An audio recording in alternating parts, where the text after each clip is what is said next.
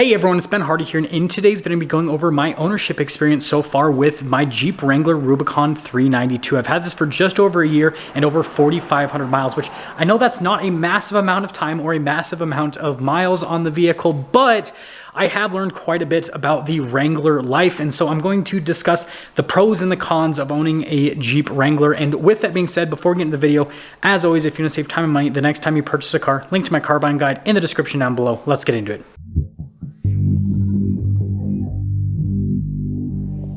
So first things first, we got to get the Wrangler out of the garage, which I know that might not look that difficult on the surface, but we can't hit the GT500, and you can see it's squished like, here, this is a better view, right next to the Raptor here. And if I pop you on the back, I mean, I do have a bit of space behind it, but you guys can see we've got a wall in front of it, and so yeah, it's a little bit of a thing to get this out. But I've had a lot of people ask me how I get in and out of all the cars since I have a 3-car garage and I'm stuffing 4 very large vehicles in here. Well, first off, I make sure that I stay relatively skinny because that's the only way to get in and out of the vehicles. Like the Wrangler here, let's see. Oh, okay, there we go. Also, make sure that you remain flexible if you want to turn a 3-car garage into a 4-car garage.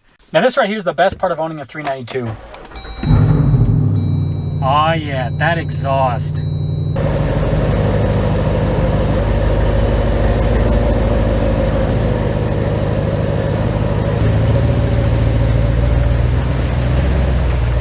So as you can see, it was pretty easy to get the Wrangler out. And by the way, sorry if that clip was whitewashed. I turned the brightness up a bunch on the camera because like the garage is really dark and I don't really know how to film. I know how to film like reviews of cars, but not stuff outside of that. I'm still learning here. But anyways, let's talk about the first thing that I really like about the Wrangler after having it for about a year. And that is actually the looks of the Wrangler. After having this for a year, I still love looking at it. And I can't say the same for other vehicles that I've owned in the past. I think that Jeep has just done an amazing job with the styling on this new JL, because obviously it still looks like a Wrangler, but they've just modernized it. And like there's cool things like the satin black front grille that I'm a huge fan of. And then with this 392, you've got the bronze accenting. Now I know that this pink is not everyone's favorite color, but like, I mean, I look at it and it still feels special to this day. Now, the second thing that I've really liked about the Wrangler, more specifically the 392, is the exhaust. Now, if you follow the channel, then you know that I absolutely hated the stock exhaust on the Wrangler 392, not because of the sound, it actually sounds pretty good, but because of the whole setup with the stock exhaust. And let's actually go quickly look at it in the garage so I can explain.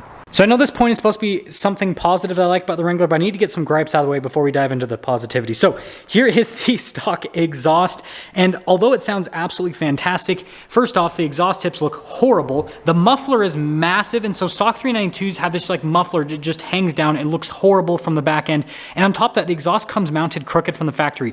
Every single 392 I've reviewed has a crooked exhaust, which just doesn't make sense, and it just makes an $80,000, $90,000 vehicle look so cheap and so horrible. But again, it sounds good stock.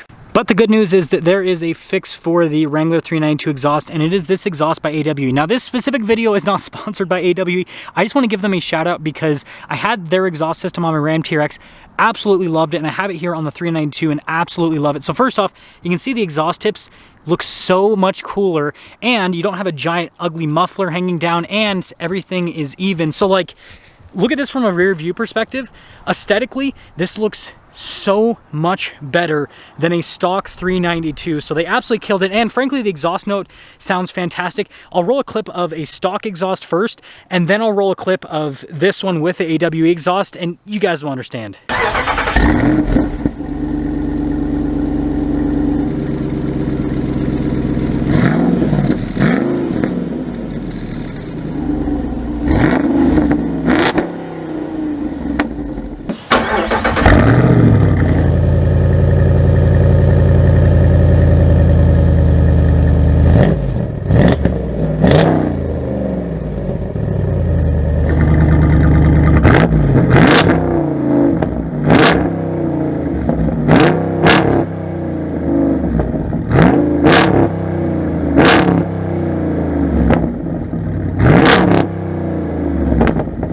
So again, this specific video is not sponsored by AWE. I just want to give their company a shout out because I really like the product that they produce. They obviously make amazing exhaust systems. I love the exhaust that I had in my Ram TRX. I love the exhaust that I have here on the 392. Definitely recommend both of those if you have either of the vehicles. And frankly, they just build a ton of performance parts for a lot of different cars. So definitely check them out. I'll include a link to their website in the description down below. And I guess we'll just move forward with the video. So I suppose we're on number 3 with things that I like here on the Wrangler. And it's actually about these seats and just the overall interior. So I initially complained about these seats because they're pretty bland for a specialty vehicle, right? They're just regular Rubicon seats, but they say 392 and they've got some bronze stitching, but they've been really easy to clean off with the off-roading that I've done. And that kind of extends the whole interior. And that's something I like about Wranglers is that it's so easy to clean everything off. And these seats, frankly, are pretty dang comfortable as well. And so I've been impressed with that. And now let's get into number 4 of the liking things. And it's just all the tech that the modern Wrangler comes with. I mean, this has adaptive cruise control. We've got this nice backup camera system. We also have a forward camera as well. A modern infotainment system that's got really good response time that's easy to use. And apparently it's waterproof because it's all sealed around. And then, you know, the off-road stuff is really easy to use with the modern tech they have because it's electronic lockers. On the four-wheel drive system, also really easy to engage. You still have to be rolling forward in neutral to get into four-wheel low, but no big deal. And then on top of that, you know, having valved exhaust technology from the factory, and like you can distinctly hear the difference of the exhaust. So there's just a bunch of cool new tech in the Wrangler that just, it makes this a lot more livable and daily drivable. And then number 5 that pertains to this specific Jeep is the whole 392-ness. We already talked about the sound, but like the overall performance and the driving experience is so good. And I mean, just, that's with the valves closed. Just like having that under the hood of a Wrangler is so fun and it's crazy fast, and I've loved the driving experience with this.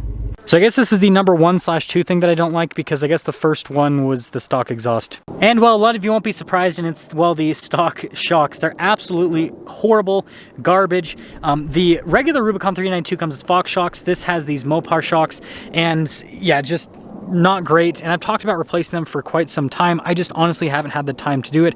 Once I have the time to do it, I do plan on doing it, but huge letdown with the vehicle.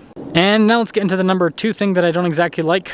And it's this fender flare here in the back. So thank goodness I put paint protection film over the entire Wrangler because there are certain places that rocks just like to sit and obviously rub against the paint, which is not paint because it's paint protection film.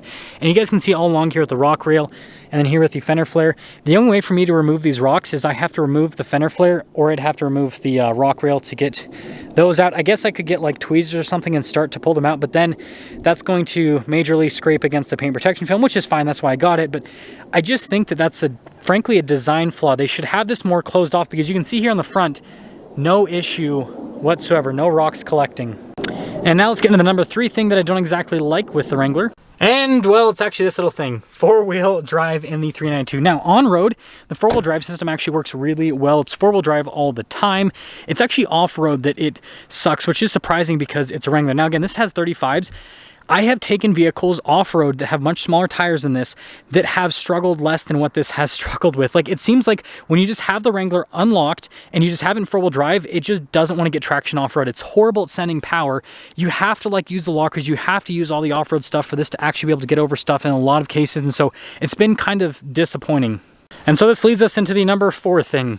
And well, it's this whole setup right here. So this is one of the coolest things about the Wranglers. You can take off the top. Now this one has the hard top, so you can take off the 2 pieces pretty easily.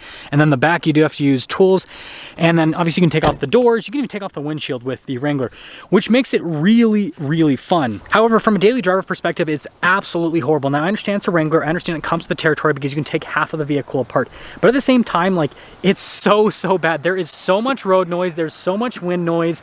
And so like on the highway, it's just not even worth it. Like, if I have a highway commute, I won't even consider driving this at this point unless like I haven't driven it in months and I like have a really like big desire to drive it, or if I'm going to be using it for a comparison video. Outside of that, like even with the hard top, even with the top insulation, it's so loud, and that's what you get with a block of cheese that you can take everything off of. But like, I guess what I'm trying to say is this is a great second car, or it's great if you're going to be doing like short commutes, but if you're doing any sort of long commute, it's still a Wrangler.